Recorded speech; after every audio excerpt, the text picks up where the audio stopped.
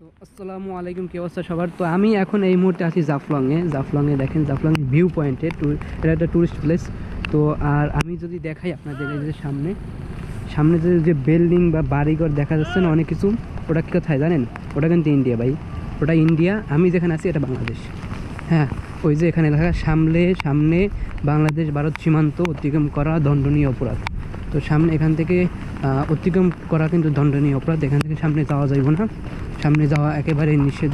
হ্যাঁ, এই যে দেখেন আমি এখান থেকে আপনাদের দেখাই,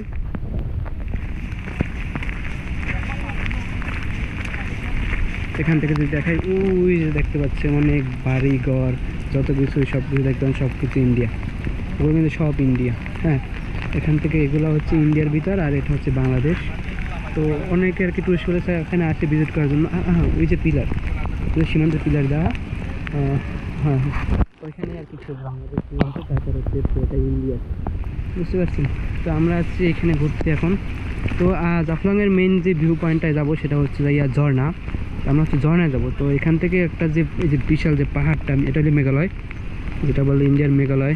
আর আমরা আছি জাফলং, হচ্ছে বাংলাদেশের ভিতর। ওই একটা ওটা মানে একটা ছোটোখাটো শহরের ভিতরে হবে, থাকে বাড়িগুলো বিল্ডিংগুলো করছে। হ্যাঁ, একটা ছোটোখাটো সিটির ভিতরে পড়ে। হ্যাঁ, ওতে অনেক সুন্দর, ওখানে যাইতে পারলে ভালো লাগবে। তো এখান থেকে আর কি এটা ভিউটা এনজয় করতেছি। তো আসলে আপনি যেটা আমি ক্যামেরার মাধ্যমে যেটা দেখাই, ওটা আসলে অতটা যতটা আপনি বা ক্যামেরার মাধ্যমে দেখেন, যতটা আমি ফিল করি আপনি ক্যামেরার মাধ্যমে দেখে ওটা ফিল করতে পারেন। নিজের চোখে দেখা আর ক্যামেরার মধ্যে দেখা বা রাত দিন পার্থক্য আছে, বুঝতে পারছি। তো জাস্ট বৃষ্টির কারণে ক্যামেরাটা বেশিক্ষণ চালাই রাখতে পারবো না, ঠিক আছে। তো পাহাড়ের ভিতর প্রচুর বাড়িঘর আছে।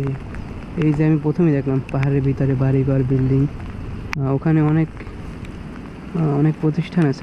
ওইটা মনে একটা স্কুল। তো পরবর্তী পার্টে দেখা হচ্ছে ঝর্ণায়, জাফলং ঝর্ণায়। তো এখানে এই পার্টটাই শেষ। আসসালামু আলাইকুম।